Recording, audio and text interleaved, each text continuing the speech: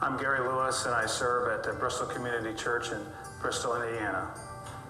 What drew us to Hope Initiative is, every pastor, our mission is to make disciples.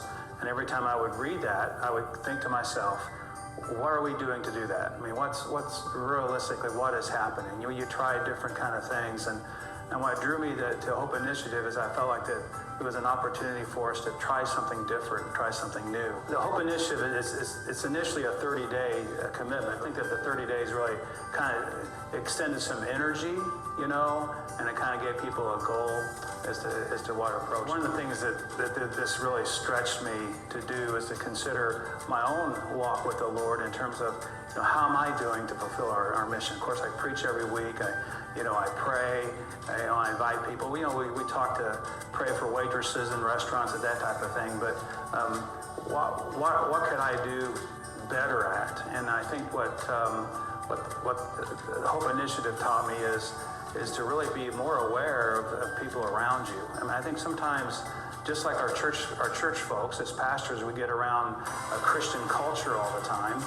And I just realized going through that Hope Initiative with our folks that, I'm not paying attention to the possibilities around me. So it really challenged me to think deeper and just trying to get those kind of relationships with people who may not be as close to the church or who are non-church folks. So this has kind of really helped me to see that in a more hyperdrive way. How can I spend more time with people who aren't in my church or people who don't know the Lord? I've done some work as a presiding elder, and sometimes in some of the churches I've been able to visit and get to know, the people want to grow. They want to see their church grow. They want to attract younger families. They want to attract the younger people. There's a deep desire in that, and what I tell them, there is a way and it's very, very powerful. There's a lot of prayer walking that's involved with Hope Initiative, or in some cases, prayer driving, where you just simply drive and look at houses and you pray for them. You don't know who those people are, but you pray for those people in those homes in your neighborhoods. And that can be very, very, I think, not just for the people that they're praying for, but for the prayers to be able to think that way. And so I just see this, I would say to a pastor, you feel like you've tried everything, you need to try this, because even if you got two people, just you and the pastor and just one other person, you could really, really make a difference. And I think that it just lifts up. The Holy Spirit uses so many reports of people who have come because of Hope Initiative, because they've been invited. It sort of just lifts up the attitude and changes our attitudes around people around us. And so I would say to churches and to pastors, this is a very practical program, a practical ministry that you can get your hands around. And I think it's just, it's worth the effort trying. I know sometimes as pastors, we get so much information and all these different ideas, but this one it works on the heart of the person.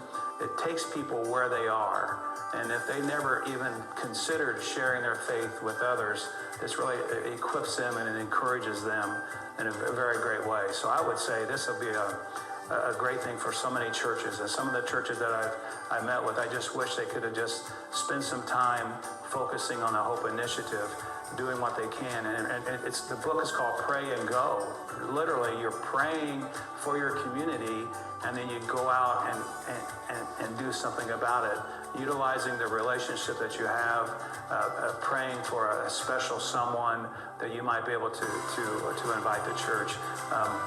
Toward the end of the 30 days, there's some really specific instructions on, hey, go invite someone. And sometimes that's all it takes. It's just an invitation, a sincere invitation by somebody to come to church. I know that sounds so simple, but I think it's so very true. We get caught up in all the no's and all the negatives, but if we just invite others, you'd be surprised what God will do.